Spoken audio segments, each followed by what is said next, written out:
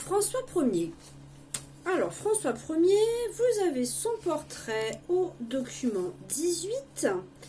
Et François Ier est certainement un des rois les plus importants en France. Au règne déjà long et au prestige très très important pour l'histoire de notre pays. Alors, comme ses prédécesseurs, comme Charles VIII et Louis XII, qu'il a connu, il est quand même, il a connu Louis XII, il a vécu sous son règne. Il en est aussi le gendre, puisqu'il a épousé Claude, donc la fille de Louis XII et d'Anne de Bretagne, pour définitivement rattacher le duché de Bretagne à la France. Il reprend donc les rêves de ses prédécesseurs, à savoir conquérir l'Italie. Alors, Louis XII avait abandonné Naples, c'était plutôt le rêve de Charles VIII. Louis XII, c'était le Milanais. Et François Ier donc revendique à son tour le Milanais. Donc le Milan, c'est une ville au nord de l'Italie, une ville très importante et très riche en Italie. C'est d'où l'intérêt stratégique. Et il le revendique au nom de Claude, son épouse, puisque Claude étant la fille de Louis XII, et François Ier estime qu'il a des droits sur ce duché par sa femme. Alors il part avec son armée et il combat les Suisses à Marignan, donc près de Milan, et il est aidé également par les Vénitiens. Donc, je ne vais pas rentrer dans les détails de la bataille, pourquoi ce sont les Suisses et pas les Milanais eux-mêmes, c'est trop compliqué. Mais voilà, il gagne cette bataille, et cette bataille va être connue par tout le monde. En réalité, elle n'a pas vraiment un intérêt particulier. Vous verrez pourquoi par la suite. Mais c'est tout très bénéfique pour François Ier qui débute son règne. On est toujours en 1515. Il est devenu roi en janvier 1515 et il bat ses Suisses à Marignan en septembre 1515. Donc en fait, il commence son règne avec une victoire, ce qui est quand même très avantageux pour un roi qui se veut également chevalier. Il se veut un roi chevalier. Il a beau être un roi de la Renaissance, il continue, lui et tous ses courtisans, tous ceux qui le suivent, à se considérer comme des chevaliers, à se rêver chevalier. Alors, donc, il est, avec cette bataille, avec cette victoire, célébré comme un grand champion à travers toute l'Europe. Tant mieux pour lui. En fait, c'est une bonne publicité, si vous voulez. Alors, lui aussi rêve d'Italie, évidemment. Il adore tout ce qui se fait en Italie. Et il invite le vieux Léonard de Vinci, dont vous voyez le portrait, l'autoportrait. Donc c'est Léonard de Vinci qui s'est dessiné en se regardant devant un miroir. Donc on voit le vieux Léonard de Vinci qui est invité à s'installer en France pour être au service de François Ier. Léonard de Vinci a connu plusieurs protecteurs, dont un duc de Milan, contre lequel Louis XII s'est battu.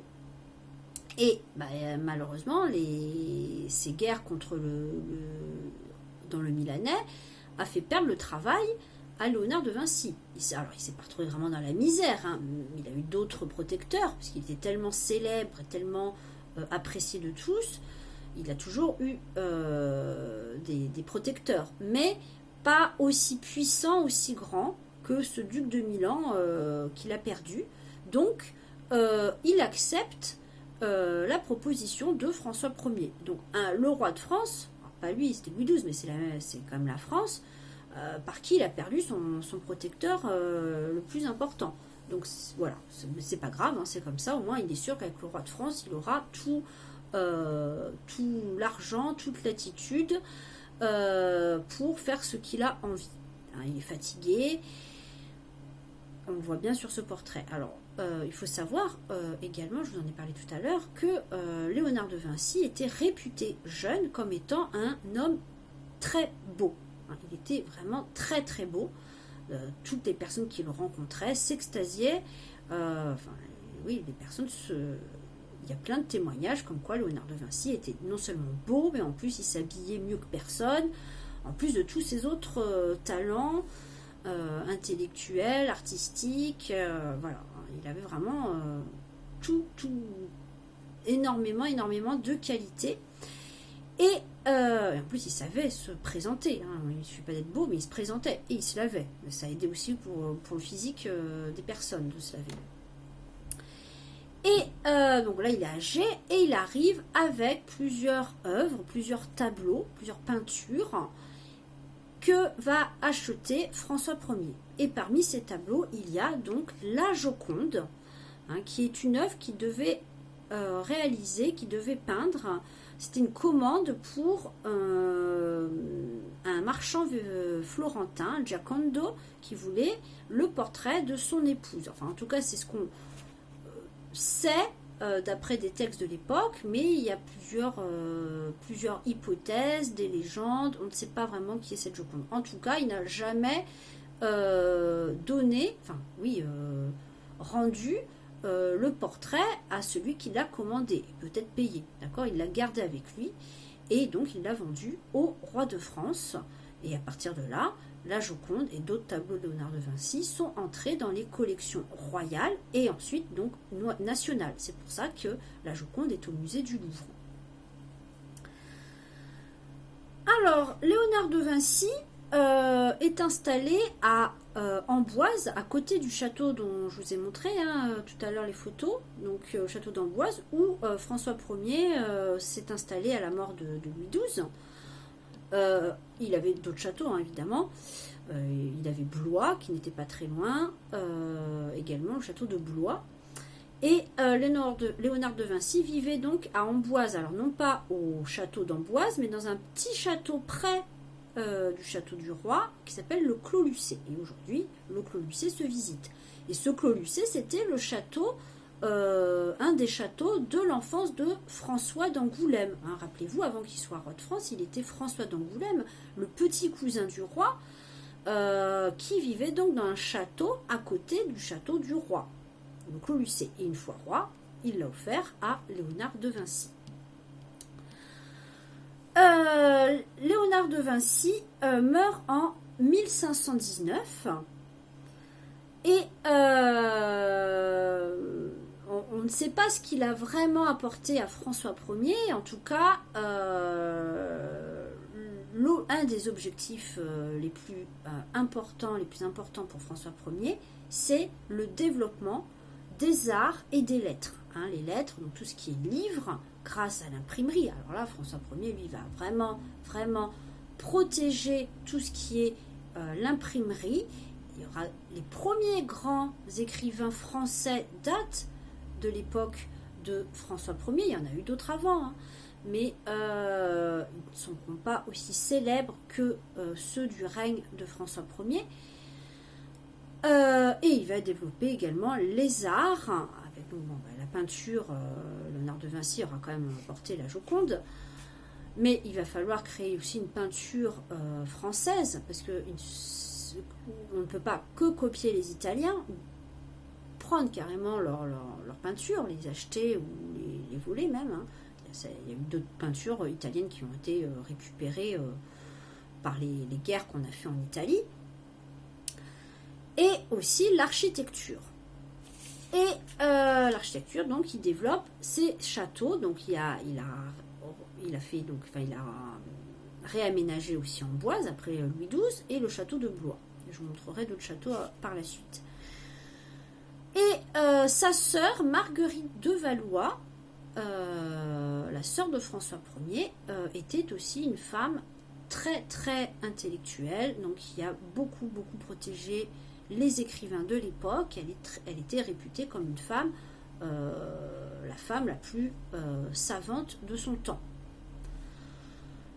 Alors, la même année que la mort de Léonard de Vinci, en 1519, François Ier veut se présenter comme candidat au trône du Saint-Empire romain germanique. Vous vous rappelez ce vieux Maximilien qui avait épousé Marie de Bourgogne, il meurt et les empereurs sont élus. Je vous l'avais expliqué tout à l'heure. Donc, si vous reprenez la carte du Saint-Empire romain germanique au document 12, vous aviez plusieurs électeurs, donc l'électeur de Bavière, l'électeur du Brandebourg, je ne vais pas tous les compter, c'est pas forcément tous ceux des pays qu'on voit, le Sud-Saxe également, votent, choisissent les princes, donc ces électeurs, c'était des princes, votent entre eux pour choisir un empereur, d'accord ? C'est pas forcément une démocratie, mais bon, il y avait une élection. Sauf que depuis quelques générations, une famille, les Habsbourg, qui viennent d'Autriche, alors à la base ils viennent de Suisse, mais après ils se sont installés en Autriche, ces Habsbourg, de plus en plus, depuis plusieurs années, ont à chaque fois leur candidat qui deviennent empereurs. Donc à un moment, les Habsbourg se considèrent comme les héritiers légitime, puisque le père a été empereur, leur grand-père a été empereur, donc maintenant ils se disent on est toujours empereur. Mais ça marche pas comme ça, il y a forcément une élection. Et donc François Ier se dit pourquoi pas moi. Sauf que Maximilien, le vieil empereur, avant de mourir, lui il s'est dit l'idéal ce serait mon petit-fils, ce Charles, qui était aussi le petit-fils du roi et de la reine d'Espagne. Ce petit-fils, donc, qui avait été aussi plus ou moins fiancé à Claude. Rappelez-vous, la femme de François Ier. Mais Louis XII, on va dire presque au dernier moment, a préféré que Claude épouse François, son héritier, plutôt que Charles, parce qu'il pourrait y avoir des conséquences désastreuses pour le royaume de France. Donc, François, lui, il est presque persuadé, presque sûr de gagner, de réussir. Il est beaucoup plus puissant que ce Charles qui est tout jeune. Charles il a 17-18 ans alors que François il a déjà 20, il a déjà 25 ans. Il a fait ses preuves à Marignan.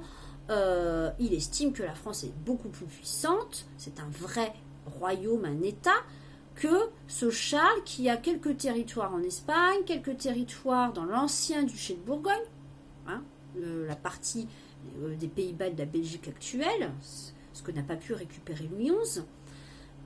Et pourquoi ces électeurs choisiraient encore un Habsbourg, puisqu'ils commencent à se dire que ces Habsbourg prennent vraiment trop de place dans l'Empire. Et donc François Ier va donner beaucoup d'argent aux électeurs pour être sûr que ces électeurs le choisissent, votent pour lui. Et malheureusement il perd. Et oui, parce que Maximilien, le vieil empereur, il avait quand même bien préparé les choses pour que ce soit son petit-fils. Et les électeurs, eux, ils ont pris l'argent de François Ier. Ils ont pris également l'argent que leur a proposé Charles, les représentants de Charles, en leur promettant d'avoir le double si votaient pour Charles. C'est encore mieux, si on a le double. Donc en fait, ils se retrouvaient avec une belle somme. François Ier une première fois, une deuxième fois Charles, et la promesse d'une troisième fortune si Charles était élu. Donc voilà. Donc François Ier va être vraiment, mais alors vraiment très en colère contre Charles. Ça va être une haine absolue entre les deux princes, entre les deux souverains. Et pour affirmer finalement que c'est quand même lui, même s'il a perdu, même s'il n'est pas empereur, pour affirmer que le roi de France est supérieur à l'empereur, pour vraiment montrer sa puissance face à Charles, qu'on va appeler Charles Quint. Alors Charles Quint, vous l'avez au document 21. Alors là, il est déjà vieux, mais jeune, il n'était pas forcément barbu.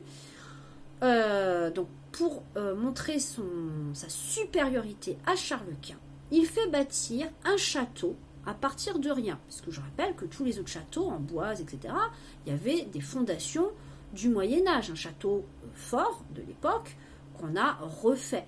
Alors, peut-être que ce château, il y avait des fondations d'un château fort. Apparemment, on aurait retrouvé récemment des traces, mais il n'y a plus rien, plus aucune trace d'un château antérieur. Ce qui n'est pas le cas de la plupart des autres châteaux.